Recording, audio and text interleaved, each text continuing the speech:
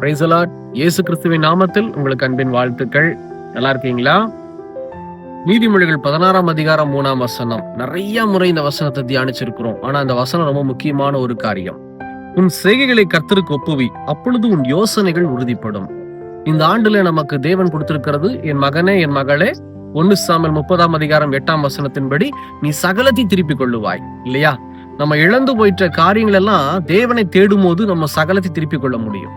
கர்த்தரை தேடும் போது, தேவனை நம்ம தேடுகிற காரியத்துல உண்மையா இருக்கணும், உத்தமமா இருக்கணும். இன்னைக்கு நிறைய கிறிஸ்தவங்க பிஸி ஷெட்யூல் நம்ம ஓடிக்கிட்டே இருக்கிறோம். அது தவறு. எப்பேற்பட்ட வேலையா இருந்தாலும் நம்ம ஆண்டவரை தேடும் போதுதான் நம்ம சகலத்தை திருப்பி கொள்ள முடியும். குறிப்பா நாம் எதையெல்லாம் இழந்தோமோ, எதையெல்லாம் இழந்துட்டே நம்ம நினைச்சிட்டு இருக்கிறோமோ, அத்தனை காரியத்தையும் கர்த்தர் நமக்கு மீட்டு கொடுக்க வல்லமையுள்ளவராய் இருக்கிறார். பாருங்க, நம்முடைய செய்கைகள் எல்லாவற்றையும் ஆண்டவர் கேட்கிறார். நமக்கு செய்யக்கூடிய சின்ன சின்ன ஆக்டிவிட்டிஸோ பெரிய ஆக்டிவிட்டிஸோ எதா இருந்தாலும் அது கர்த்தருக்குள்ள இருக்கணும். நீங்களும் நானும் செய்யக்கூடிய ஒவ்வொரு காரியமும் கர்த்தருக்குள்ளாக இருக்குமானால், வசனத்தின்படி இருக்குமானா, நம்முடைய யோசனை உறுதிப்படும். நம்ம என்ன யோசனை நம்ம யோசிக்கிறோமோ அந்த யோசனைகள் நல்லதா இருக்கும். முதல்ல யோசனை தடுமாறாது.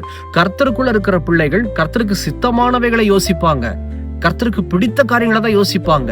அப்படி இருக்கும்போது கர்த்தர் சொல்றாரு, உனக்குள்ளாக இருக்கிற யோசனைகளை நான் உறுதிப்படுத்தி உனக்கு சகலத்தை திருப்பி தருவேன். கர்த்தருக்குள்ளாக வாழணும். அதுக்கு தேவை, நேற்றைய தினத்துல நான் சொன்னேன், ஜெபம், வேத வாசிப்பு மற்றும் ஒரு ஐக்கியம். நம்ம டெய்லி ஜெபிக்கிற ஜெபம் கர்த்தருக்குள்ளாக இருக்கணும். ஏனோ தானோ 2 நிமிஷம் ஜெபிக்கிற ஜெபம் எல்லாம் பத்தாது. ஒரு நாள் 24 மணி நேரம் இருக்கு. இந்த 24 மணி நேரத்துல ஒரு அரை மணி நேரம் கூட ஆண்டவர் சமூகத்துல செலவிடல அப்படின்னா நீங்களும் நானும் எப்படி கிறிஸ்தவங்கன்னு சொல்ல முடியும்? யோசனை பண்ணி பாருங்க. கர்த்தருக்கு நம்ம முதலிடம் கொடுத்தோமானால் கர்த்தர் நம்மை ஆசீர்வதிக்க வல்லமுள்ளவரா இருக்கிறார். நம்ம ஆண்டவர் சமூகத்துல ஜெபிக்கிறதும் இல்ல, வேதத்தை வாசிச்சு வசனத்தின்படி தியானிப்பதும் கிடையாது, வசனத்தின்படி வாழ்வதும் கிடையாது.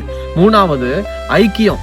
குறிப்பா இந்த பைபிள் வாசிக்காதவங்க, ஜெபிக்காதவங்க சபைக்கு வந்தாவது அந்த வசனத்துக்குரிய விளக்கம் அறிந்து கொள்ளுவாங்க.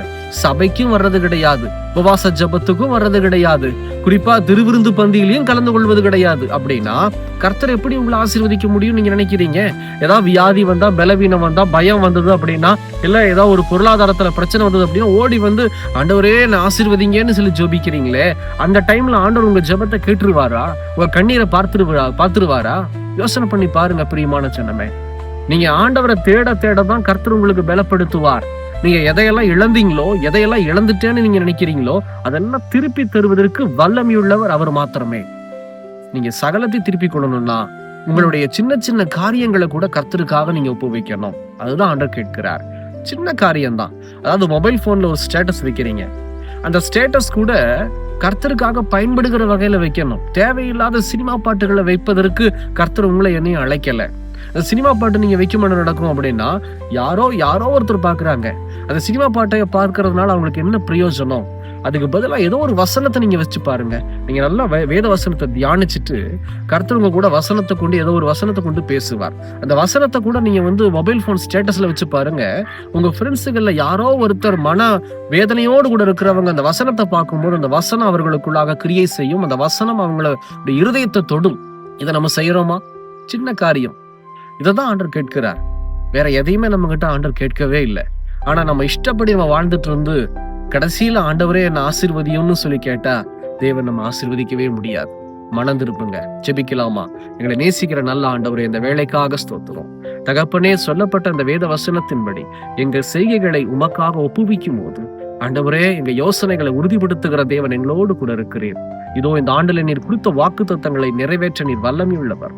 எங்களுடைய செய்கைகள் யாவும் கிறிஸ்துவுக்குள்ளாக இருக்க எங்களை அர்ப்பணிக்கிறோம்னு சொல்லி அர்ப்பணிக்கிற பிள்ளைகளை கண்ணோக்கி பார்த்து கர்த்தர் ஆசீர்வதியும். இயேசுவின் நாமத்தில் பிதாவே, ஆமேன், ஆமேன். ஜெபிங்க, கர்த்தருக்குள்ளாக வாழுவோம். கர்த்தர் நமக்காக வாக்குத்தத்தங்களை நிறைவேற்ற ஆவலாக இருக்கிறார். God bless you.